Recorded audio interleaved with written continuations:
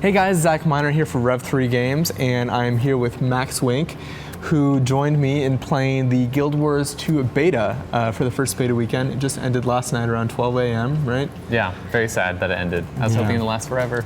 They just gave you a little bit of a taste, and then nope, sorry, that's it. So you played all weekend, right? Yep. What do you think?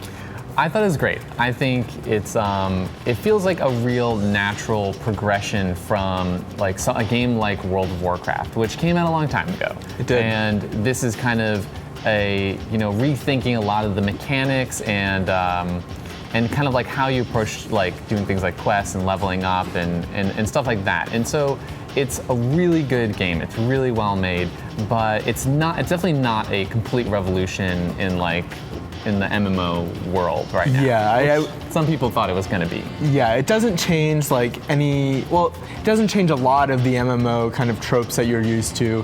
It is iterative, but it brings a lot of really good ideas to the table. So what class did you play as? I played a lot with the Thief, which is very cool. I kind of like the sneaky kind of jumping around kind of characters, like rogue class. And I started out with like daggers, and I played that for a while, got a little bored and started mixing it up with the pistol, and then I eventually started using the short bow, which really changed things up. I get a lot of like AoE moves if I use the short bow.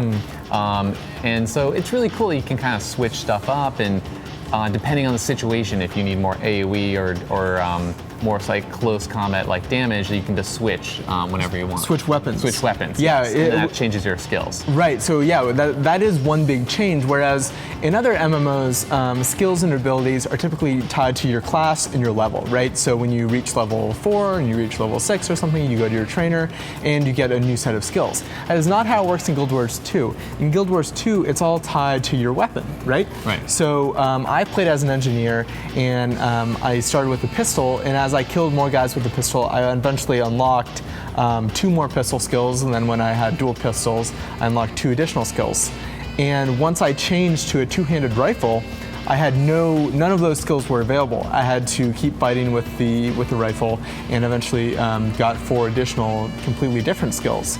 So it is cool that you can on the fly kind of change your weapons, change the skill set, and kind of adapt to a different combat scenario, which I thought was really cool. It certainly took a little getting used to. Yeah. But it's a nice change. So how did you feel about the combat? I thought the combat was really good. As I started playing different classes, I think range combat is right now better than close combat, like the melee style characters like a warrior or whatever.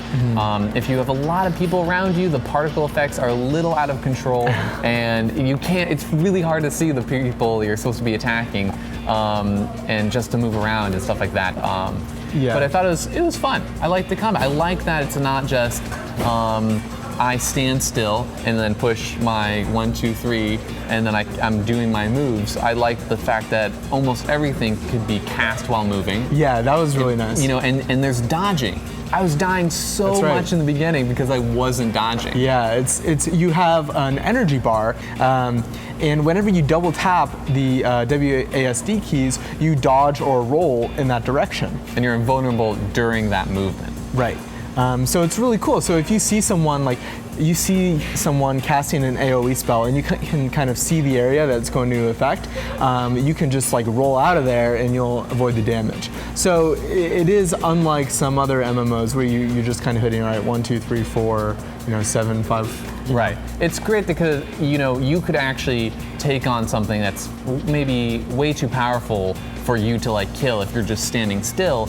But if you're being smart and using all your abilities that can kind of get you out of either his range or whatever, and then dodging and then letting your energy bar recharge so then you can dodge again, you could not take any damage and then be able to take something down that's way too difficult for you normally if you just stood there. Yeah. So I like the idea that it's like more skill-based, I would say. Yeah. So another really interesting thing that I kind of ran into in Guild Wars is the questing system, which I've been playing a lot of MMOs, Warcraft, Knights of the Old Republic, and they decided to change up the questing system in Guild Wars 2. So in those other games, you find a new town, you talk to 5 people, you get 5 new quests, and then you kind of go out in the quest area, kill the guys that you need to kill, collect what you need to collect, go back and turn them in town.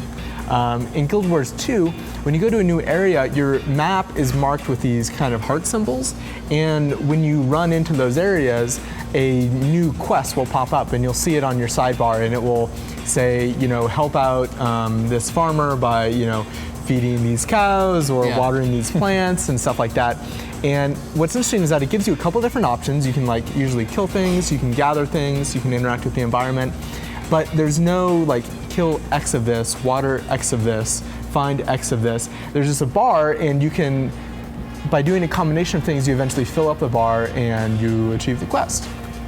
And it takes it a step further because you don't have to talk to anyone. You're kind of automatically given the quest when you run to this area, and then once it's done, it's done. But really, you don't have to interact with anyone. You can just kind of run around the environments, do these quests, and it feels much more organic.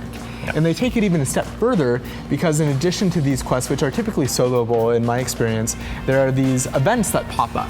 So as they're running around the areas, it will say there's a new event nearby. And it can be something like bears are attacking, bandits are running up this hill, there's this, this super monster that pops up. And these are typically, these are like world quests. So everyone is working together to beat these. And for me, it kind of solved the solo versus group dynamic that I run into in a lot of games. In a lot of MMOs, there are solo quests and there are group quests, and that's it. There's a huge distinction. Of course, you can complete the solo quest with the group, but for me, it's always hard to find a party. People are always dropping out. Not everyone has the same amount of quests. For these, no one is really prepared for them. They just kind of pop up and everyone rushes to them, and you work together to beat them down, but you don't have to be in a party, you don't have to be in a group. You're just kind of organically, accomplishing these objectives, and I think they worked really well. I think it's really good, and also both with the dynamic events and then the more traditional questing stuff where you go to the area like you're talking about, you don't have that problem where I have to be almost competing with the people around me to get 5 of whatever. Yeah. We're all just working together when it's done, and we all get the experience. And there's different levels of participation. You might get a gold medal if you did a lot, right? Or you might get a bronze if you just kind of walked in and stood in the area. And ended. And the different medals just kind of determine how much gold you get or experience. You get. So let's talk about PvP, because that's obviously a huge part of Guild Wars 2. What did you think? So now everyone can just PvP from level 1, you just go bumped up to 80. And if you're doing the traditional PvP, the more competitive, smaller groups of people, then you actually, all your abilities are unlocked. And so you can choose your spells or whatever. And so you can actually, you're able to kind of 1v1 someone else who maybe has leveled up that far. And then World versus World is totally insane. Hundreds and hundreds of people trying to lay siege to giant castles, and the map is massive. It just goes on forever, and it takes forever. I was with a group of people, and it was a small little castle. This thing's puny compared to the big ones, and there was 50 of us trying to attack it, and there's 6 people inside. And it took forever. It was so difficult because they got cannons or whatever, and this gate is has tons of health, and we had a siege golem, but it didn't really do anything. And it took forever. And interesting thing about that, I was level 80, but it didn't unlock any new skills. I had all my skills that I had as a level 6 character, but I was level 80, so I had enough health and I did more damage and stuff like that. Yeah, I really like the PvP as well. The game is very much still in beta. There's a lot of kind of missing elements. There's some work in progress pieces, especially on the cutscenes, which are basically right now just 2 character models that fade in and out and kind of deliver dialogue. But it is clear that they're putting a heavy emphasis on storytelling, which should be good. But yeah, overall, I was impressed. I was not blown away, I would say, just because the game has been hyped up so much. Yeah. But like I was saying, there's a ton of great ideas in there that kind of helps eliminate a lot of the problems you see in MMO these days. I like that there isn't a strictly support healing class. Every class kind of has a healing ability. Yeah. I think that's really cool. Like I was saying, I love the quest system and how those progress. and combat felt cool. You know, we haven't spent a ton of time with it. You spent way more than I did. I couldn't play it all on Saturday due to login issues. But it's looking great, and I really cannot wait to see kind of how it evolves over the next several months. So yeah, those are our thoughts on the first beta weekend of Guild Wars 2. Guaranteed we're going to be talking a lot more about this game in the future. Oh, yeah. Maybe a little more this week from what we played this weekend.